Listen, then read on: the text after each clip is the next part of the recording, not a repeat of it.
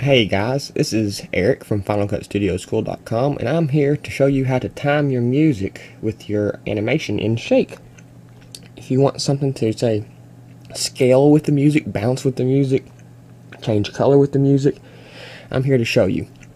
Now, I've just got me saying a short sentence, bounce up and down, so it's easy to clarify, and when I play it, you can watch my little circle here bounce up and down with my voice, and this is the basic feel we're going for. So let me play this. Bounce up and down, bounce up and down. Go backwards. As you can see, whenever I play it, it bounces right along with my music. Bounce up and down, bounce up and down. So I want to show you how to recreate this to have your animation or composite or whatever element of your composite it may be to bounce and be timed right along with the music. So I'm going to cut out here and start with a fresh slate, and I'll be right back. Okay, let's get started on this, shall we? So I'm going to add me a radio grad just as something that you can see as an example here.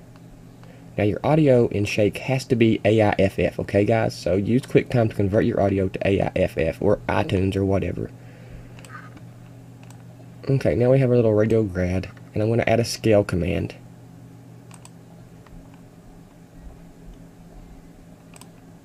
Like that. So we'll have something for the audio parameters to affect, which is scale. You know, you can put anything you want in there. I can go in there and also add a mult node. But we're going to work on the scale right now. So the first thing we want to do is go to our globals tab. Or, I'm sorry, our audio panel. It's right above the globals tab.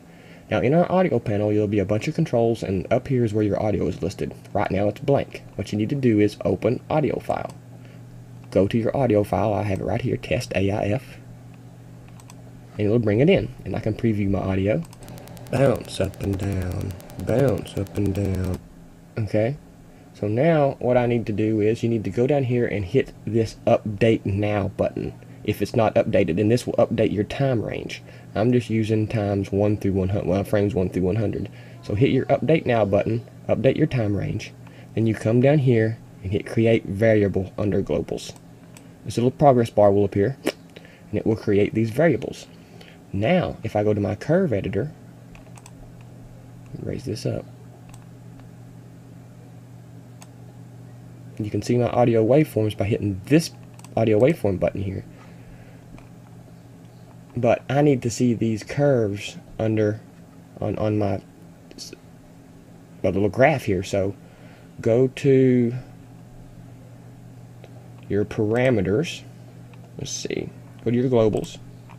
At the very bottom, after you hit the create variable under controls button, this little button here, after you've updated your time range, and you hit this create variable under globals button, your little progress bar will come up, and it will create a little local parameters value box right here under globals. See, I'm under globals at the very bottom. It's created this local parameter, and under the local parameter is audio 1 and 2. And if I click this,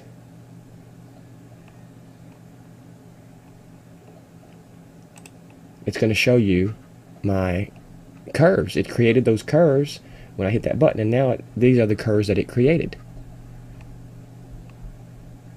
So now all I have to do to get my scale to bounce with my music is go back to my node view, bring up my scale parameters, and say under the X scale I want it to match my audio. All I got to do is click the X scale box and type audio.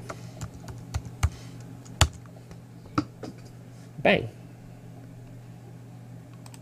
Bounce up and down, bounce up and down. And there we go, it's bouncing along with my voice. Not hard at all. Actually, it's very simple. And if for some reason you can't hear your audio, come down here and hit this little audio button. It's just not visible, and you're not being able to hear it, that's all. So that's all there is to it, guys. Bring in your audio, go to your audio panel, update the time range by hitting the update now button after you've loaded your audio in. Create variables under globals, and it will create this local parameters variable under globals. Go down to your local parameters that it just created, open it up, and enter audio after you've turned on your curves and look at it and see if everything's okay. Now size isn't the only thing you can adjust. Let me go to my mult node, and under my mult tab, under the colors here, let me enter audio in the red. Let me enter audio in the green. As you can see now, it's going to change colors. Bounce up and down with my voice. Bounce up and down. Bounce up and down. Bounce up and down. It don't matter what parameter it is. If you type audio inside that parameter will be controlled by the audio. And like I said, I don't care if it's a scale, a transform, a move to D.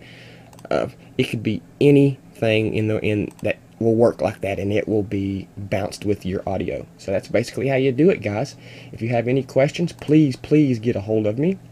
I'd be more than happy to answer anything I can. Remember, one quick go over: bring in your audio, update your time frame, your time range, create variable under globals. And after you do this, you go to your globals tab, scroll to the bottom, you'll see your local parameters. They'll have these two new audio, or one if it's just one channel, new audio selections. You can go to your curves, check your little watches to see your curves, like that. And then all you got to do is go to the parameter you want controlled by your audio and type audio in the box. It's that simple, guys. I hope you've learned something. We'll see you next time.